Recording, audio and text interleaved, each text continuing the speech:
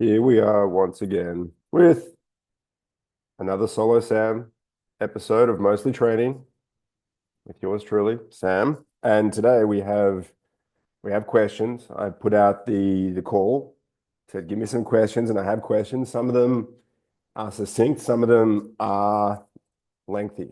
And that's mostly what I'll do today. I'll answer questions because I think it's fertile ground for us to learn. Perhaps the questions that I answered today will have some similarities with the things you, dear listener, are negotiating. And by answering those questions, I get to evolve my own understanding of training and performance, and perhaps yours as well. To begin with, I'll talk about my training and we'll get that out of the way, and then we'll move to the training and aspirations of others. So for me, things are moving in a positive direction, but they're moving at a glacial pace. It's a two steps forward, one step back kind of a thing at the moment. And the only reason I think there's something to talk about with regards to my training that's not, hey, we're making progress. I'm better than I was last week and better than a month, and I'm just marching progressively and without disruption towards my performance goals. That's not usually the way it goes. There's usually some of that, but then there's disruptions along the way, and they're not usually discussed. So even throughout all of my athletic performances, I'm rowing for the Australian national team, world records on the erg, prior marathon executions and attempts, there's always variants of disruption. And that's because when you're trying to get the most out of your body, you're running up against the ceiling of what's possible. And for me, the spirit and the willingness, the motivation, so to speak, is high. That's always the case. So that's not a thing that I have to negotiate or think about. It's basically, how is my body currently managing the work, and what is the scope for it to be able to manage future work?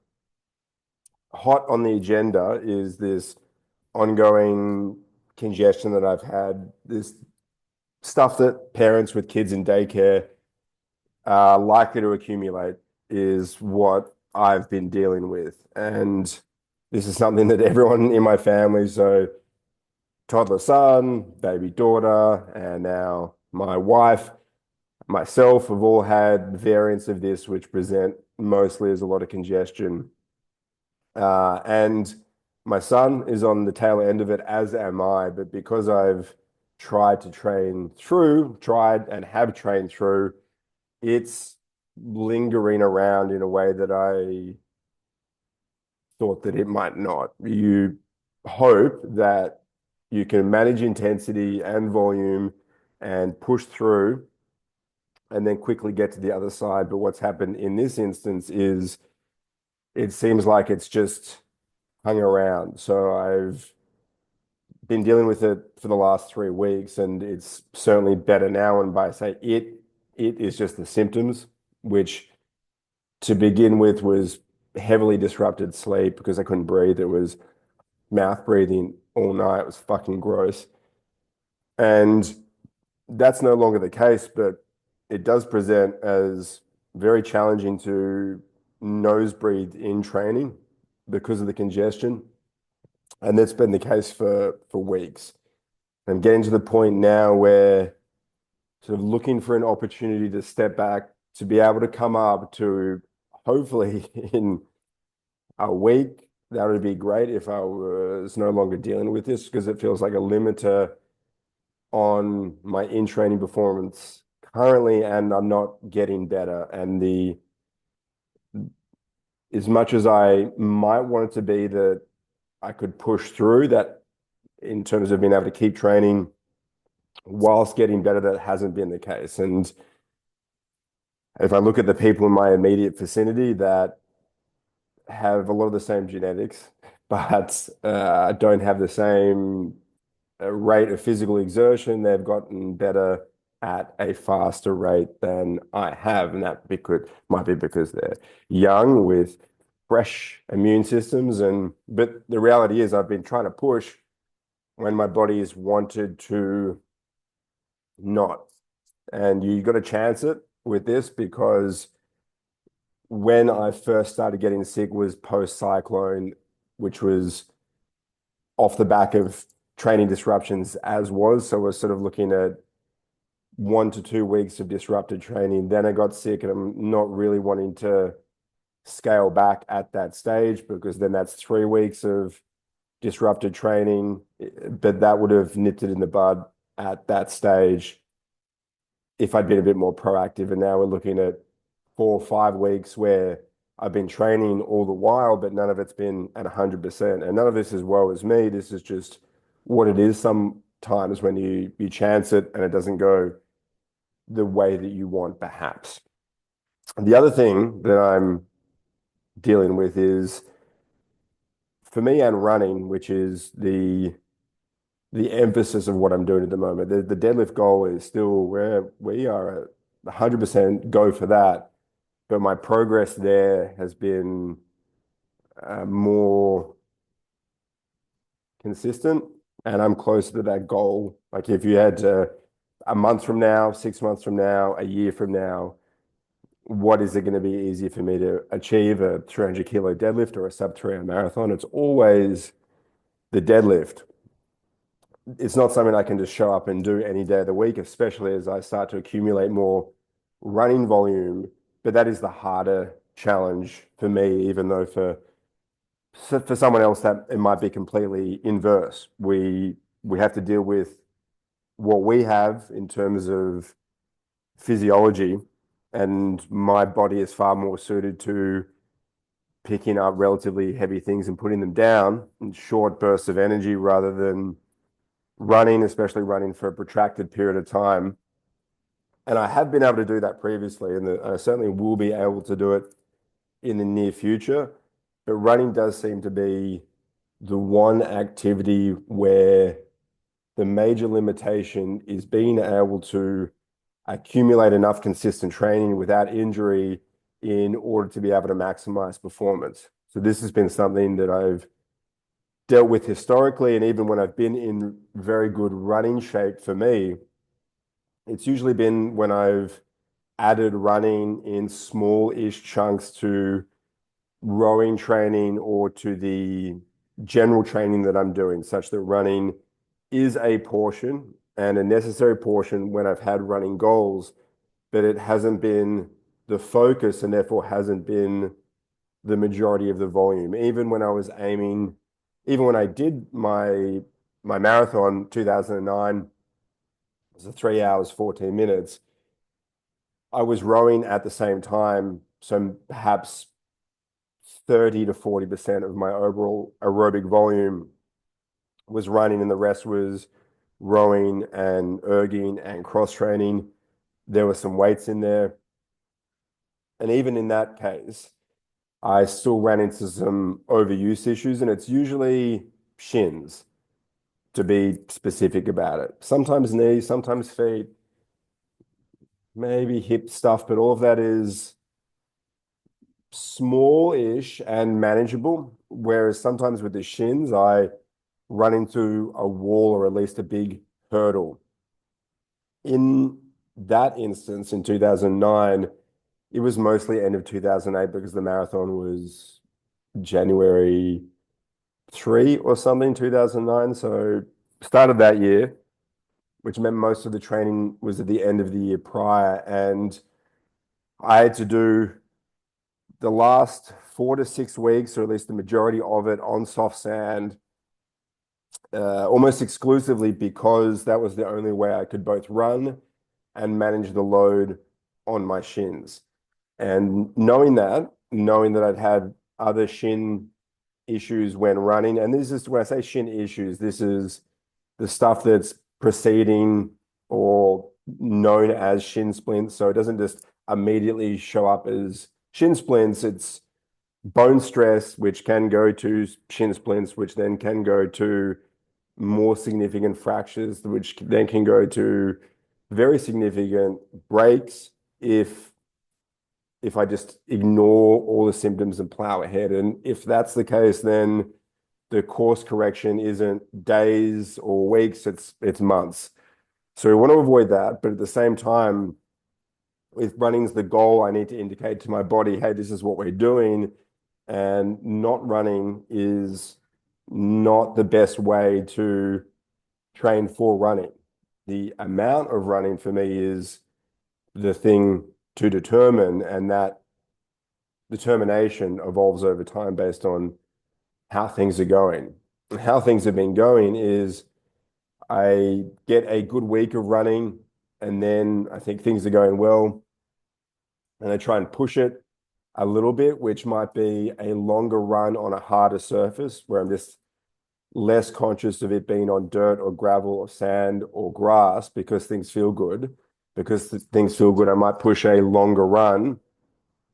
What happened at the start of this week was I included a fartlek session. Fartlek, for those that aren't aware, is just, I think it's Swedish for speed play.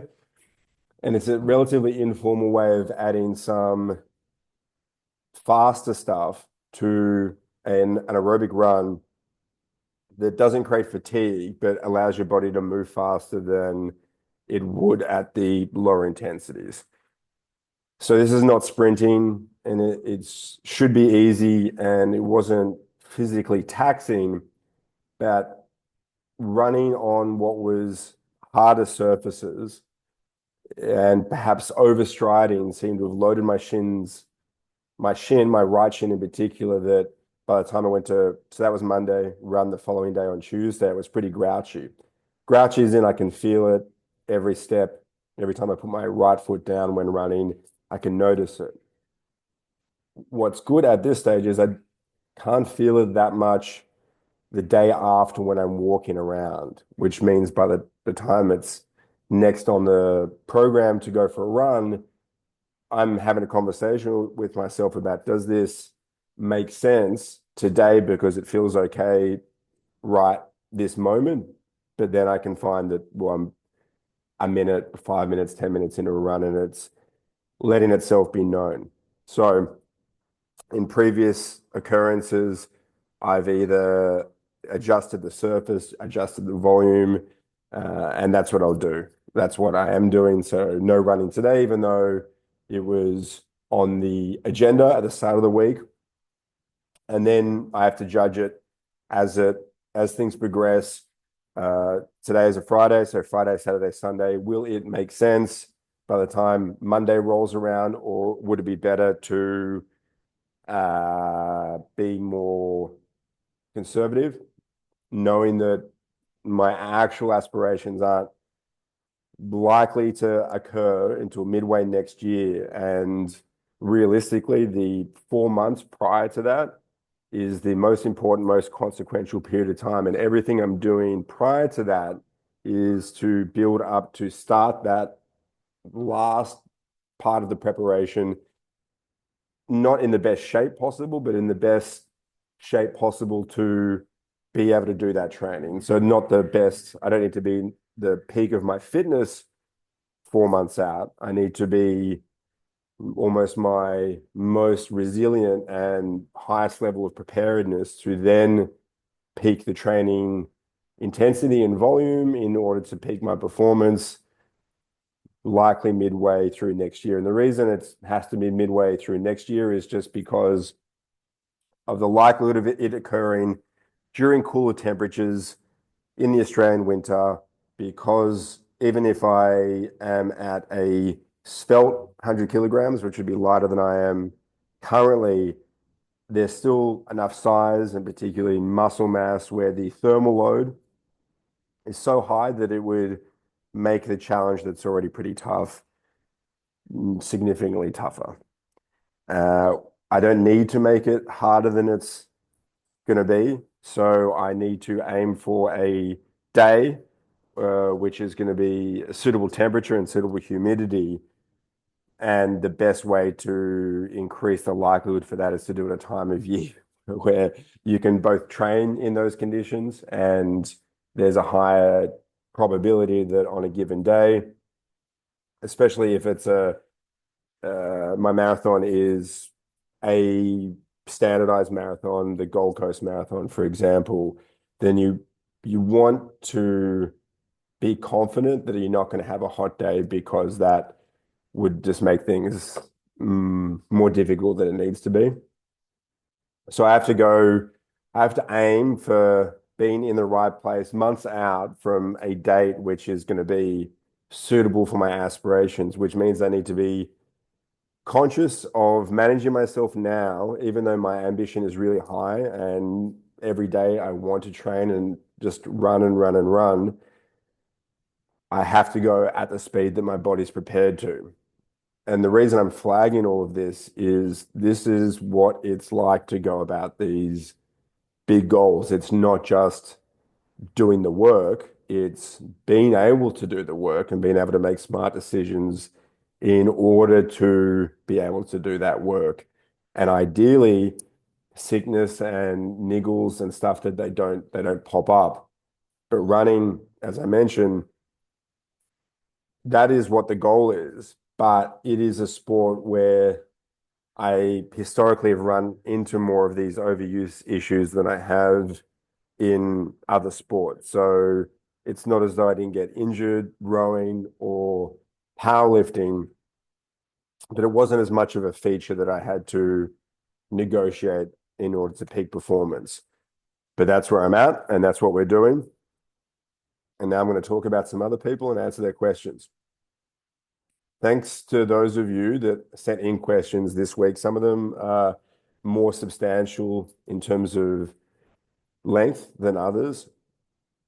And I will try and answer both just to indicate to people that may send in questions, and I please hope you do, that what's the sort of stuff that I'm going to answer? What is the things that make sense that you can be sufficiently succinct, but also take the time to explain your circumstance and what you're trying to do, because that is useful context in order for me to be able to support you or at least give an answer to your question.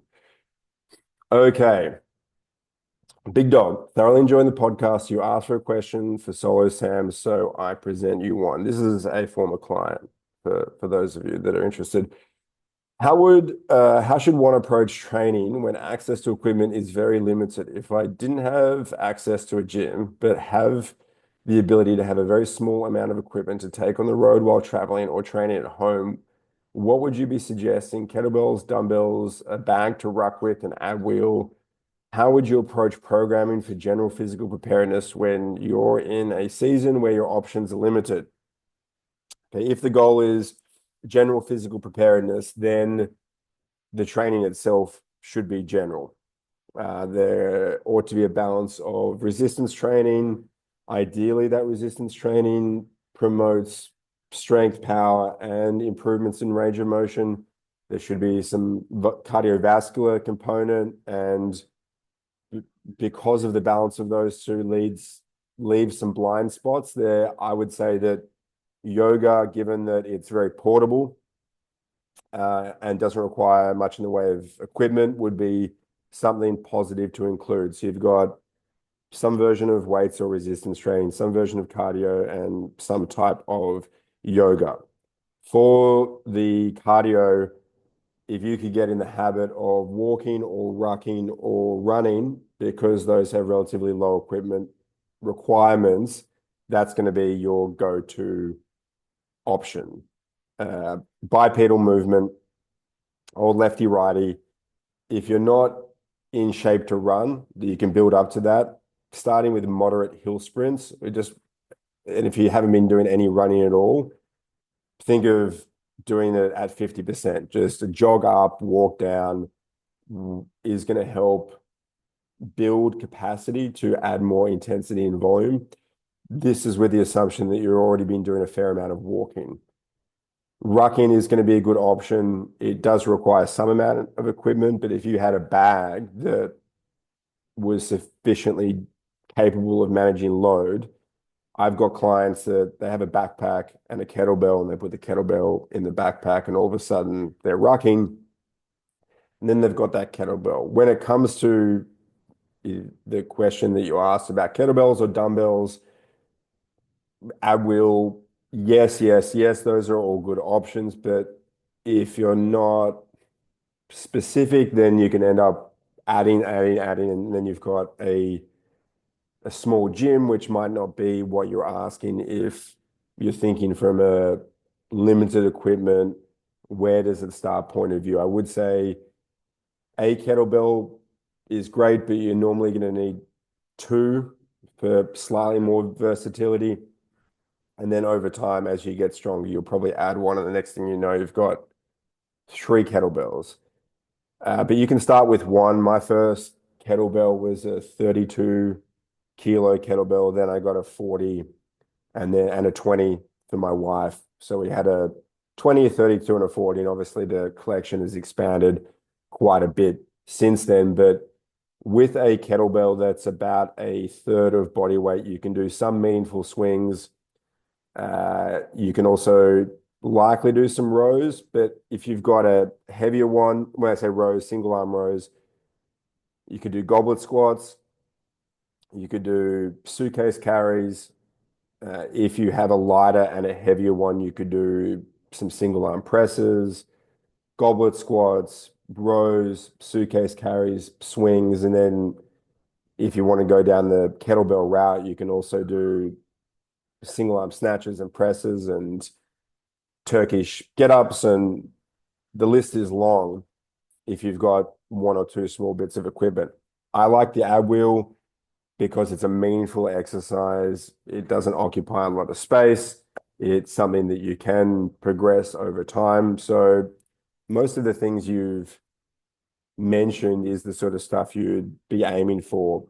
Dumbbells are also good, but I wouldn't, if you're aiming for minimal equipment, I wouldn't start with those because they're less versatile than a kettlebell. You usually would need two of them at every point. So if you wanted to go smaller, lighter, heavier, then that's 6 implements as opposed to 3 that it might be with the kettlebell. You also get some different options depending on how you're using it. So for example, you could do some external rotation or some rear fly stuff with light dumbbells, some things you couldn't do with kettlebells, but then you also don't get much in the way of loading if they're lighter dumbbells. So in answer to your question, start with a kettlebell or two. Know that you'll probably need to get a heavier one. Eventually, an ab wheel will be great. A jumping rope, jump rope, skipping rope, that's also very useful. Rucking would be great if you got a backpack and then one of the kettlebells would go in that, and that's kind of a 2-for-1, but then you're going to need to get a relatively durable backpack, but I'll leave that with you. Okay, next question. Like yourself, I have 2 concurrent physical goals. I often find it frustrating to be focusing on 2 separate movements at the same time. I feel like I could progress so much quicker if I had to choose to do one and then one after another. So doing them sequentially as opposed to concurrently.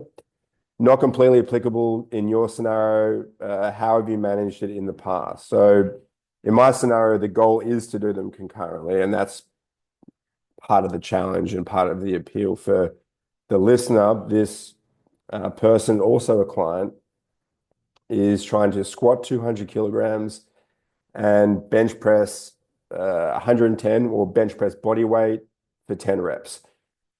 And things would be easier if it were just one of those goals as opposed to both. But powerlifting, for example, is a sport that involves the pursuit of these 3 lifts at once. And if the focus was on one of those as opposed to all 3, then progress in that lift would be more rapid and more significant, but also more limited in that that would be the only thing that you're improving. So when you have 2 or 3 or 4 goals, the more different that they are, the more compromised and the more potential for interference there is, and the more it will limit your capacity to progress.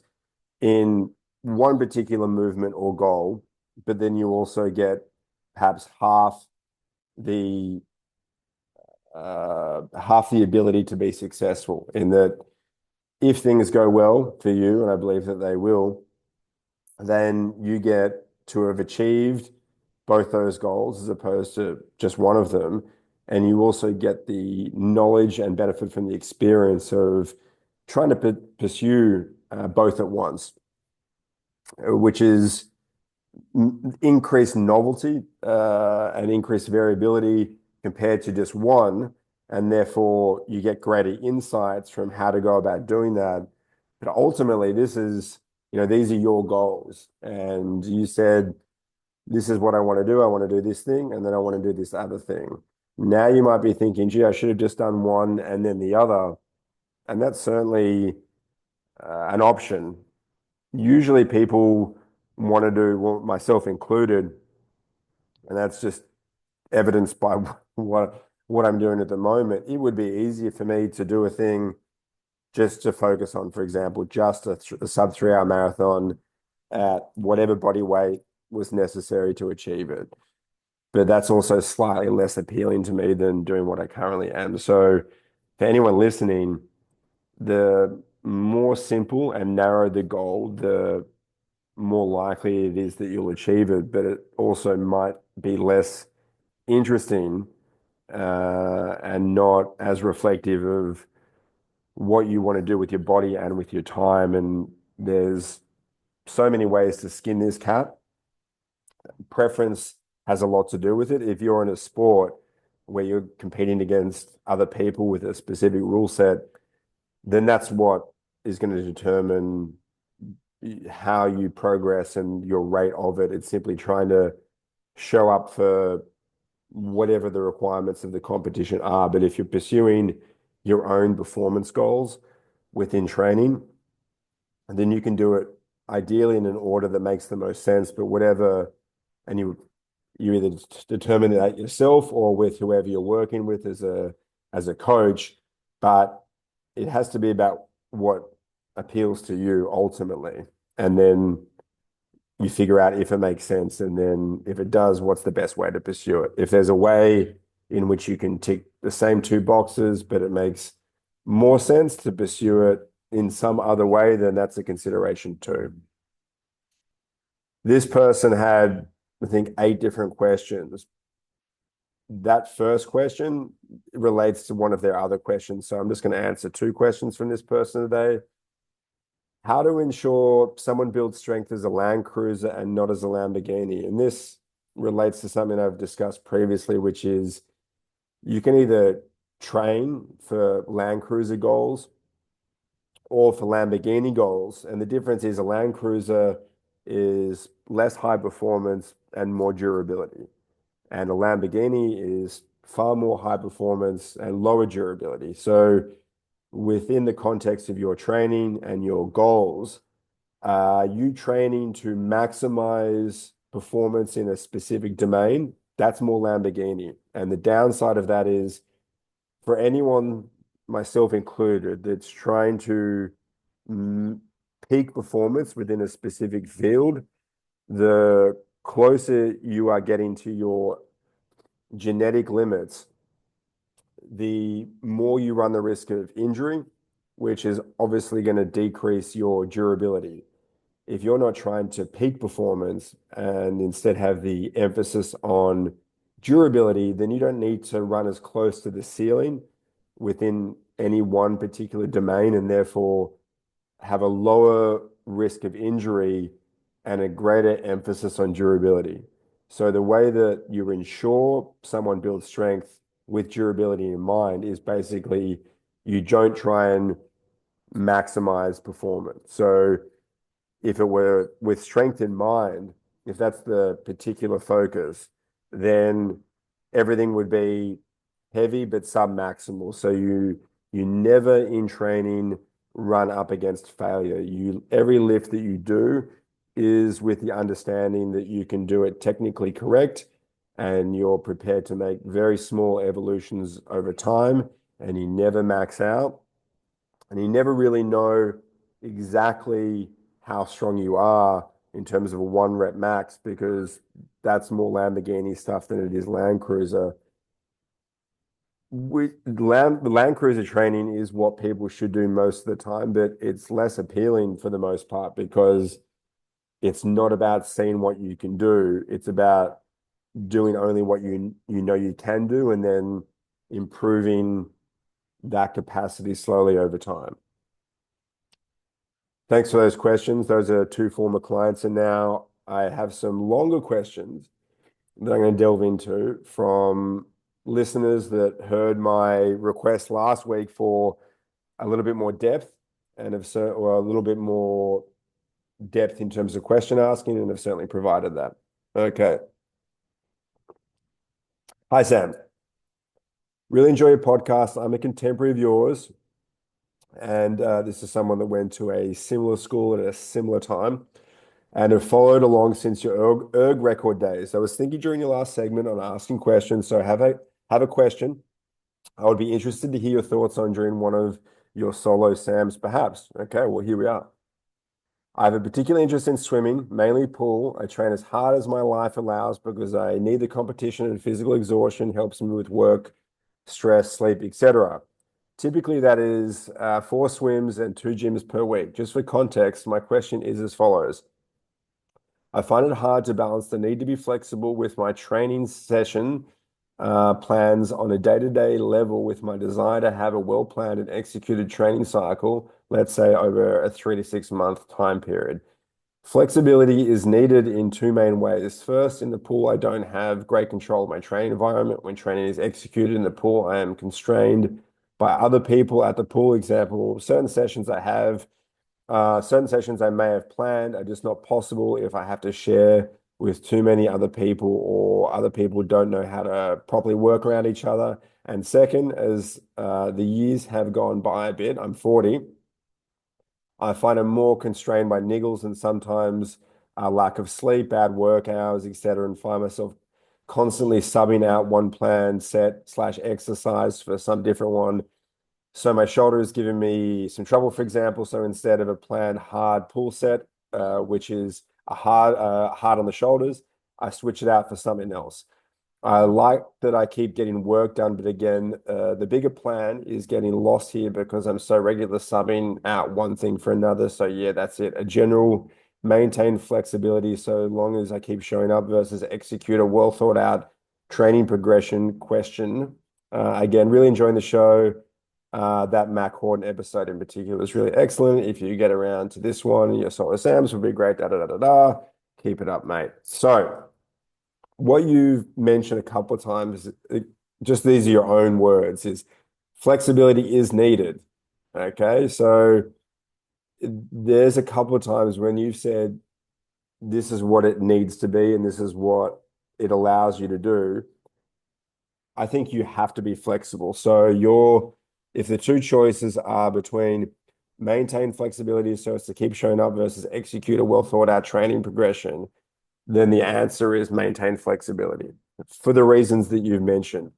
This is very similar to someone that, what happens if you've got an hour to train in the gym before work, and that involves a leg press, for example, and there's one leg press at the gym that you need to access in order to be able to complete the work that day, but someone else is using it in the one sliver of time that you have available.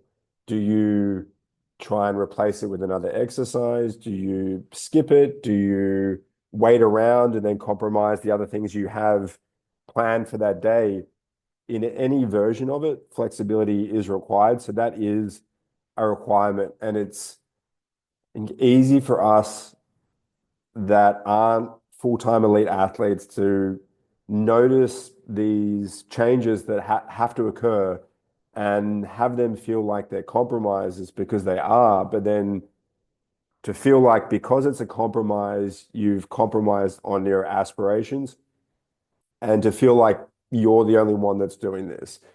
But the reality is, even if you're an elite athlete that's paid to perform athletically, you still make these compromises for various reasons.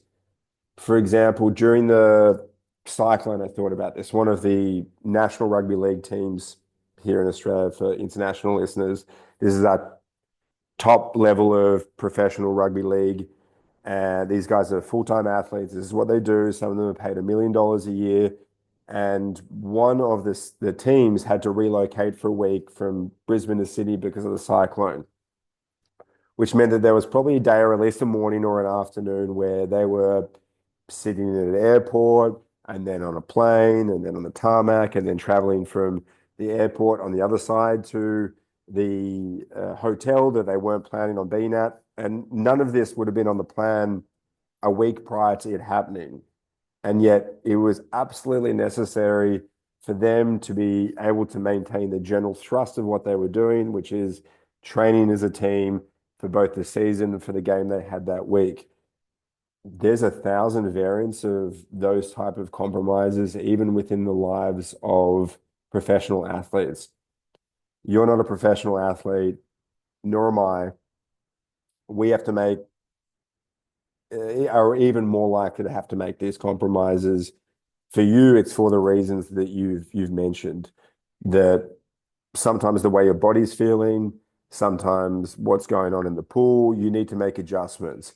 I think the only thing that needs to happen here is for you to be at peace with the reality of your situation and then to try and make good decisions so that even if you need to make compromises, you're still making progress, which you haven't mentioned if you're getting better or not, but it does seem like the major issue is your scope to be at peace with the changes that you need to make. But you've asked the question, is it stick to the plan or be flexible? But you've also mentioned that flexibility is required. So just do that and then work on being cool with it, as we all need to be, especially if you're playing the long game, which we all are.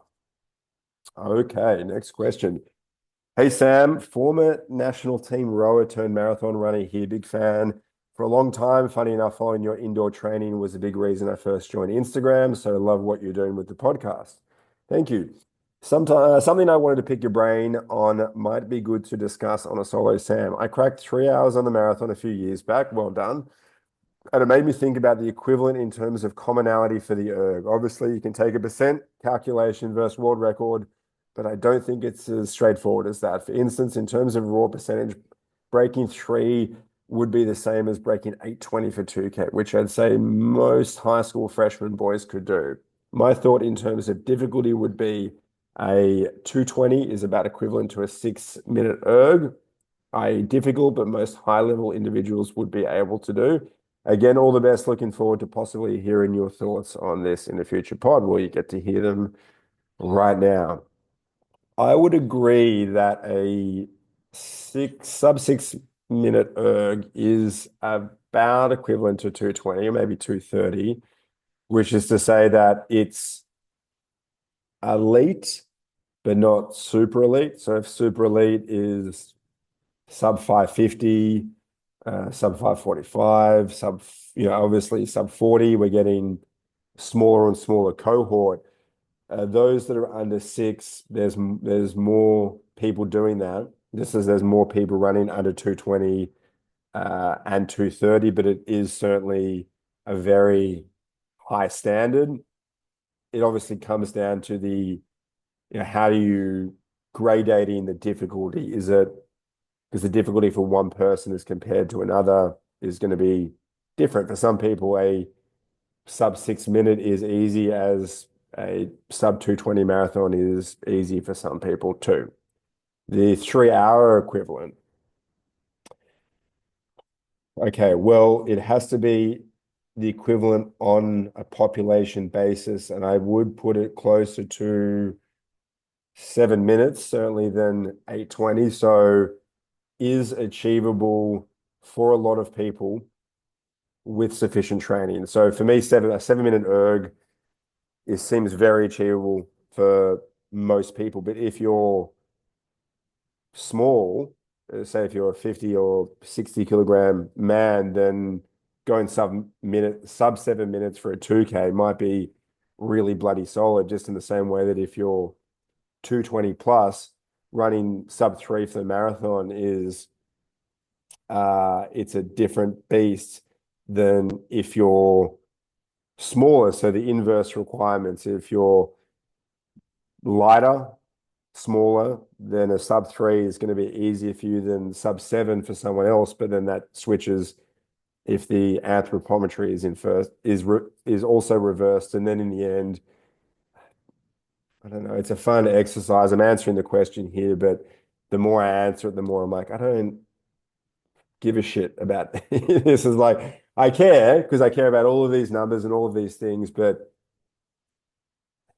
it does come down to a single person and their traits and what's achievable and not achievable for them. And that's the part that is interesting to me. So I don't know if I answered that question. We chatted about it. Okay. Next one. I'm 45 years old, 193 centimeters, 118 kilograms. Big boy. Coming back after a distal bicep reattachment surgery, having snapped the tendon 2 weeks out from the World Indoor Rowing Championships last year whilst training for the 500 meters. 13 months on, my static strength is 95% what it was on the row. I have noticed, whereas I used to be able to hold 108 to 110, this is per 500, output, so 108 to 110. Most people that are interested in this question will know what those numbers mean. 250-meter intervals, which is good numbers. I'm now 111 to 113. Regardless, I have typically fallen off a cliff in the last 150 meters, whether or not I try to decrease the initial intensity or go all out, which got me third in the last World Indoor Rowing Championships I competed. As you would say, I'm not a puss and love intense training, especially strength-based. That said, I'm somewhat ambivalent about pursuing the process again when I know the same cliff effect is there, even if I can get the top end power back. To make it worthwhile putting in the effort with the lactic training and focusing on things I know I need to, for recovery, like more sleep, I feel like I need a different approach in the training program. Excuse me. Previously, I would do routine that included a combination of strength training sessions throughout the week, along with 250 meters times 4 to 6 intervals at 100%, 100 meters times 20, with increasing rating and target heart rate intervals, roughly 5K. Excuse me. I occasionally do 1 minute leading up to the comp and only do the 500 for the qualification and the event, given I'm destroyed for about 3 days after, all because of what happens to my body in the last 150 meters. Keen to hear any suggestions with altering the routine to combat that cliff, but not lose even more top end. For now, my aspirations will instead center on restoring max strength. I do see the point of training towards something in inverted commas, and have the itch to chase down a goal. If not the 500 meters, perhaps something else. Thanks for the podcast, your authenticity, and any feedback. Well, I'm happy to do the podcast. We'll always be authentic, and I'm happy to provide you feedback. Joel, okay. Well, you've alluded to both your current training, your current limitations, and your current preferences. You said, I'm not a puss and love intense training, especially strength-based. That's a clue. You've also said that you have this persistent fade in the last 150 meters of a 500, which you're not historically able to overcome, or at least you see that as a limiter of your performance. And now that your strength, which was your top end power, has been limited, you might be feeling that you're not set up for success if your strength has been limited and your weakness is still going to exist. But I do believe there's something about the way that you're preparing, which is leaving some opportunity on the table. What you've described is what your program looks like almost when you're trying to peak your 500-meter performance. But if going fast for that distance is the goal, you don't need to do it all that often. You don't need to do it monthly, or even 6 monthly, you could do that once a year. And if you were to do that, if it were to look at it like a 12-month year that had a singular peak to go fast for 500 meters, then you could spend 6 months of the year or even 4 months of the year working on developing some version of an aerobic base that may extend your ability to hold on to that top end power or 90% of top end power and then reduce your fade over time. But you're unlikely to do that whilst trying to peak your performance because that's asking too much of your body. So I would do it I would think of it like a season where you're developing different traits at different portions of the season as opposed to just engaging in the process where you're hoping to maximize performance. So developing traits and then using those traits to peak performance would make more sense than what you're describing.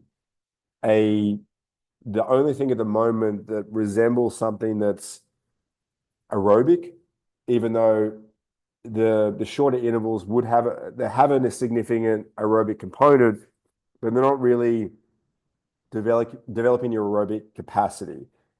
The 5K of intervals, call that 20 minutes of work. That's not a lot. If you were to, on your off season, include, it doesn't have to be steady state because if you're a sprinter on the erg, there is some scope that you don't want to reduce your top end power by taking a lot of easy strokes, but you could do stuff on the bike, you could do stuff rucking, you could do a lot of intervals. So instead of doing 5K, it could be 20K, but you're doing 500 meters on, a minute off, times 40. And that's going to give you both the ability to practice taking hard strokes with a fair amount of rest that should keep things in an aerobic zone.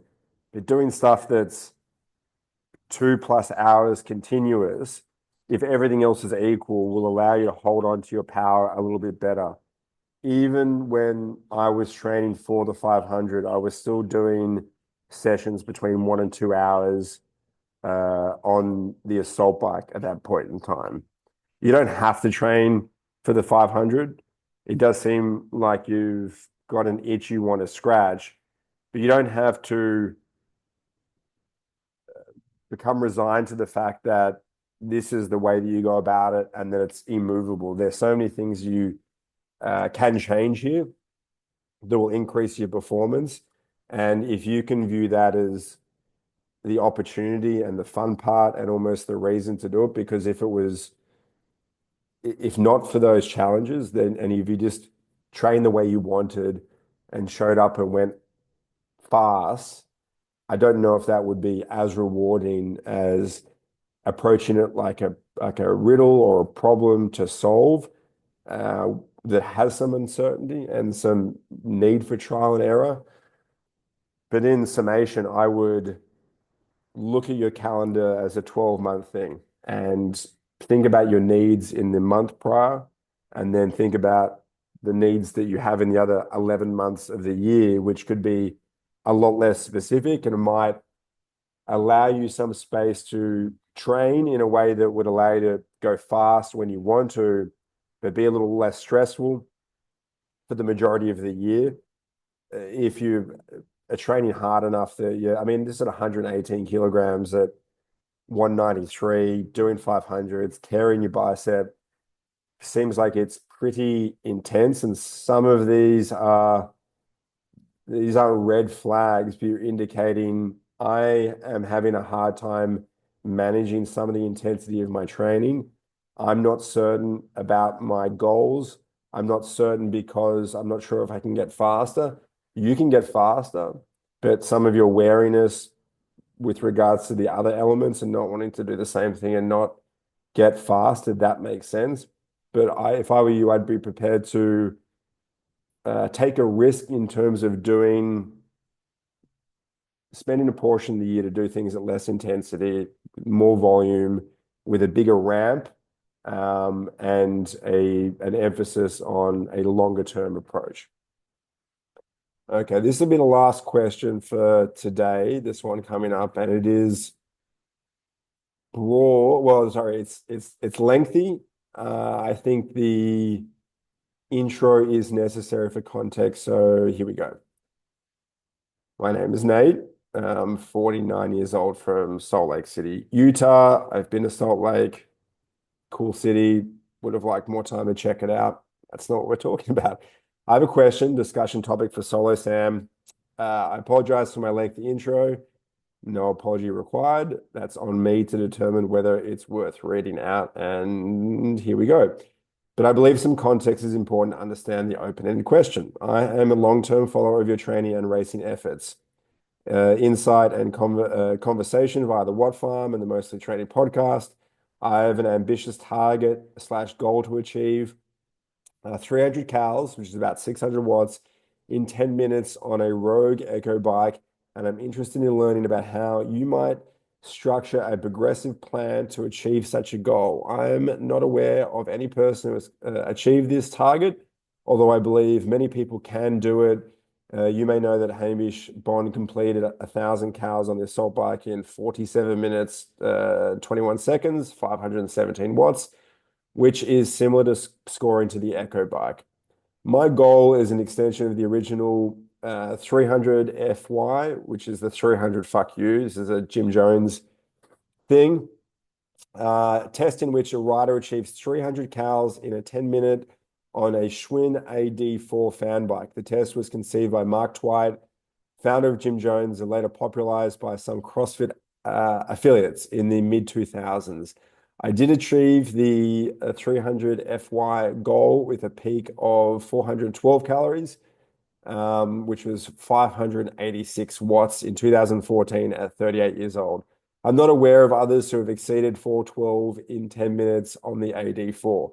However, I've spent 25 years emphasizing continuous cycling and time trials of 30 minutes to 10 hours duration, typically not focused on 5 to 20-minute efforts with varying degrees of amateur success.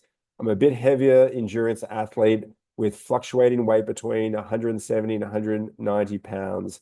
And my natural preference and tendency is to work at a relatively lower cadences with high torque rather than fluid, high cadence efficiency, particularly due to my long and larger legs. I'm 5'11 and a half with a 36-inch inseam, which favor a slower leg turnover due to high inertial load. I'm not particularly well trained in explosive efforts, although I believe I may be primed to develop these characteristics because I've neglected them.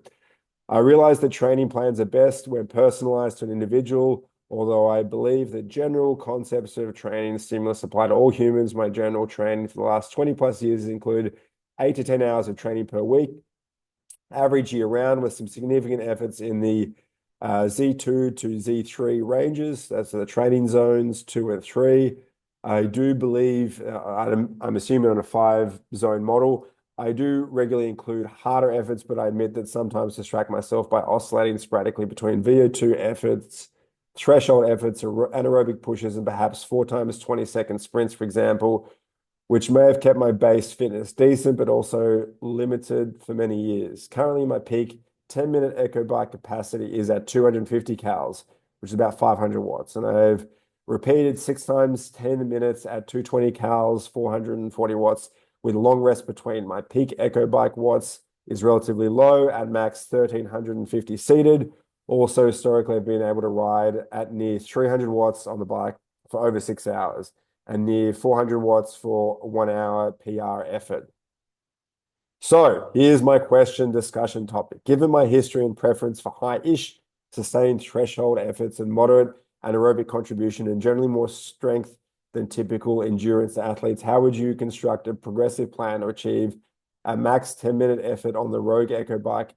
The effort is highly aerobic, but also seems to have that big anaerobic capacity, max peak watts, which would make the longer effort easier to accomplish. Given your own peak training goals and efforts and your observations of many athletes that push big watts repeatedly for 6 minutes on rowing erg efforts, what suggestions might you give for me or more generally for most athletes that you believe is reliable path to success? I know there is no one size fits all answer, but I'm hoping you can shed some light on what you would do if you were working towards the stated 10-minute Echo Bike goal. Although you and I don't have identical physiology, I imagine that the overlap of common physical elements, i.e. not super tall and not freakish natural aerobic ability, but high will for voluntary exertion and effort, might suggest that your approach could be somewhat mapped to my interest to shake things up and go for a new 10-minute Echo Bike PR as a motivated masters athlete. Thank you for thoughtful considerations and insight, Nate. Well, Nate, okay. This is another situation in which the question has illuminated some of your deficiencies and therefore some of your opportunities. Your training is primarily aerobically focused as it has been historically, as have been your efforts of, I think you said 30 minutes to 10 hours. Yeah, more often than 5 to 20 minutes. So the simple thing here would be to, as you've said, increase your peak wattage output. So that is either via strength training or via plyometrics or both.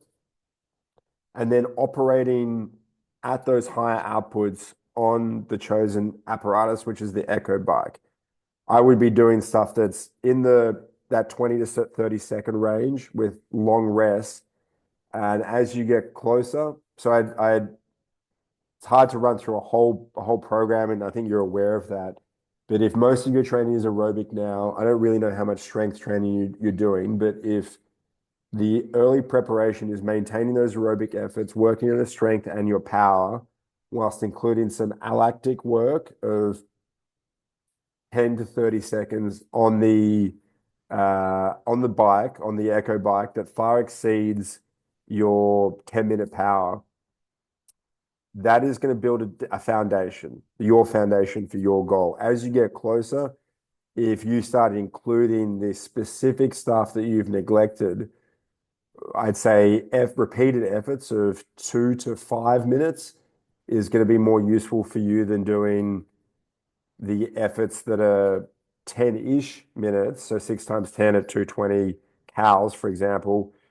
That's not useless, but you'd get more out of doing 6 by 5 minutes at the same output or higher output than the 10-minute test. So in the end, you need to be comfortable at producing the output that you seek to sustain for the chosen time domain. So for you, that's 600 watts for 10 minutes.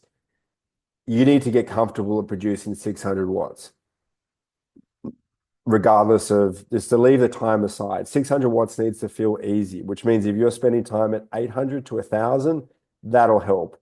If you're spending time getting exposure at 600 watts, which you're not going to be able to do for 10 minutes because that's the peak performance, but you could probably do it for 2.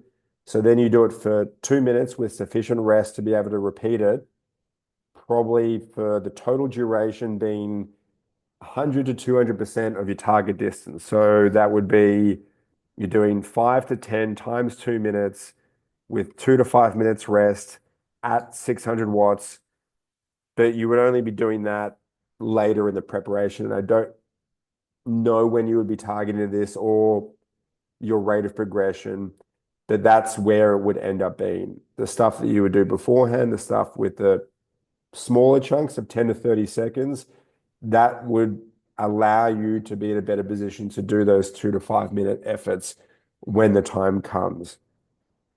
Ultimately, all we're trying to do in training is engage in a process that gives us the confidence that we're going to be able to perform as desired at the target outputs in our chosen domain for the chosen duration when the time comes. And if your training leaves you feeling like this is going to better prepare me to do that thing that I want to do, then it's likely to be effective. You've indicated the stuff you like to do, just like the prior listener did in their question. this is what I want to do. This is the stuff I like to do. This is the stuff I tend to avoid that I think might help. The stuff you're avoiding and underpinning is probably the biggest opportunity. You've got a lot going for you in terms of my general training for the last 20 plus years has included 8 to 10 hours of training per week year round with significant efforts in the zone 2, zone 3 ranges. Yeah, that is really going to help the aerobic side of your execution of this performance. But you and I know that that's not a limitation. So do some of that other stuff at high outputs, but you don't want to do that year round. You would do more of that as you got closer, as you work harder. You need to be more aware of rest and recovery. So do those things too. In fact, that's one thing that I didn't mention with the prior listener, the guy that's considering whether or not he wants to go faster for 500 meters. The thing that you mentioned, the focusing on things I know I need for recovery, like more sleep, for Joel and for Nate and for anyone else, there's the stuff we talk about in training, and this is the Mostly Training podcast. But once you've got that dialed in, then it becomes all of the things outside of training that both improve and limit performance. And you either do those things properly or you don't. So if you know that there's a potential for improvement on some of this stuff outside of training, and Nate, you haven't flagged this at all, Joel, you did, that if there's room for improvement in nutrition, in sleep, in recovery, in managing your body, managing your stress, then do those things because they're just as important as what you do in training. Because training is the stress, what happens in between. Training is the scope, is where adaptation occurs. And if there's not any room or if the recovery isn't optimized to allow for that progress, then all it is stress, stress, stress. What we're trying to do is create a stress, which is the stimulus, allow space and to facilitate adaptation, and then to have another bout of stress, and over time we're creating progress. But the game is not training hard for the sake of training hard. We're trying to get better, and it's a double-edged sword that requires hard training and conscious recovery. So Nate, Joel, everyone else, listeners, thanks for your questions today. Thanks for your attendance and your keen ears. Those of you that have heard questions this week and thought, I have questions of that ilk that I might like this guy to answer, then send them in. I really appreciate those that sent them in this week. There's a couple more I didn't get to. I'll answer those next week, but feel free to send them in. It is useful for listeners, I think, and it's what I want to do. So I appreciate your time and your help all. Bye for now.